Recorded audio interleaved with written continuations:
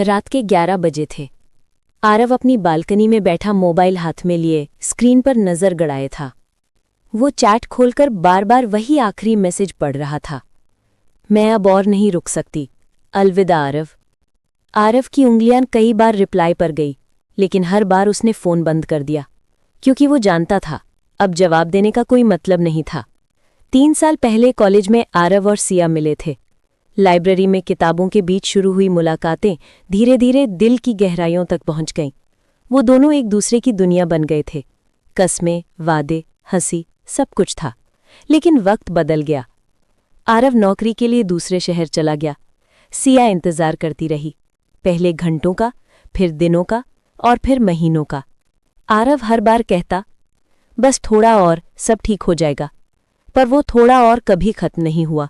और फिर आज वो आखिरी मैसेज आया।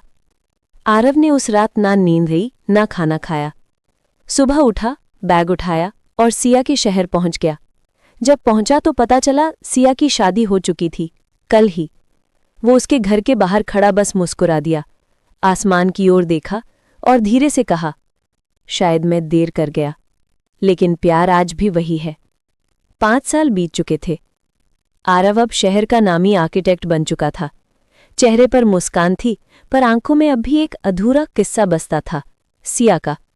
वो अपने काम में डूबा रहता, पर हर बारिश में वही यादें लौट आती। कॉलेज की कैंटीन, आधा कॉफी पीना और सिया का वो झूठा गुस्सा।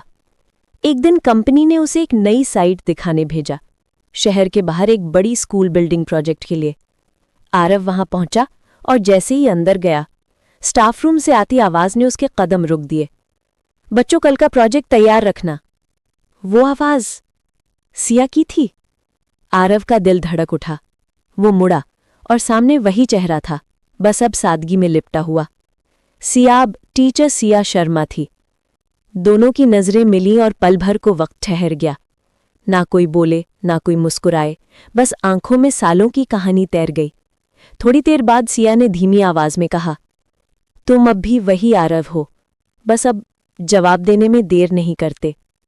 आरव मुस्कुराया, और तुम अब भी वही सिया हो, बस अब अलविदा नहीं कहती। दोनों ने कॉफी साथ पी, जैसे वक्त पीछे मुड़ गया हो। लेकिन अब कोई कस्में नहीं थी, कोई वादे, बस एक सुकून था कि जो कहानी अधूरी थी, अब उसे क्लोजर मिल गया था। सिया ने जाते जाते बस इतना कहा, कभी कभी प्यार को साथ नहीं, सिर्फ समझ की जरूरत होती है।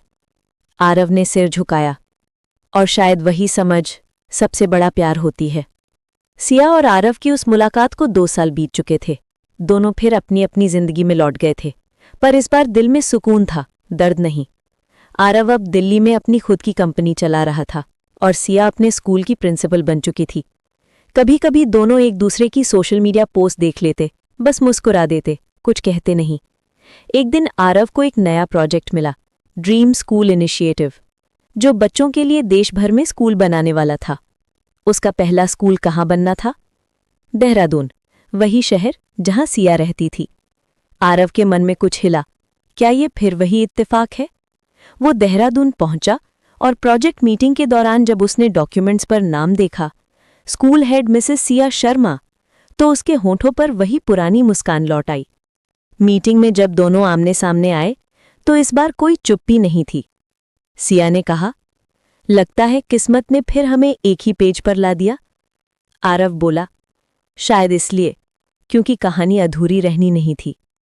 अब दोनों रोज साथ काम करने लगे। बच्चों की हंसी, स्कूल की दीवारें और उनके बीच की दोस्ती फिर खिलने लगी। धीरे धीरे वो दोस्ती फिर उसी पुराने एहसास में बदलने लगी जो कभी कॉलेज में हुआ था। स्कूल का उद्घाटन हुआ। सिया ने स्टेज पर भाषण दिया और बच्चों को संबोधित करते हुए कहा, इस स्कूल की नींव प्यार और भरोसे पर रखी गई है। और जब उसने माइक नीचे किया, आरव उसके पास गया, धीरे से बोला, अब की बार अलविदा नहीं कहने दूंगा। सिया की आंखों में आंसू थे, पर इस बार वो मुस्कुराई, और इस बार मैं खुद भी जाने नहीं दूंगी। भीड़ तालियां बजा रही थी, पर दोनों के कानों में बस एक ही आवाज गूंज रही थी, दिल की। पर ये अंत नहीं था। कहानी वहीं खत्म हुई।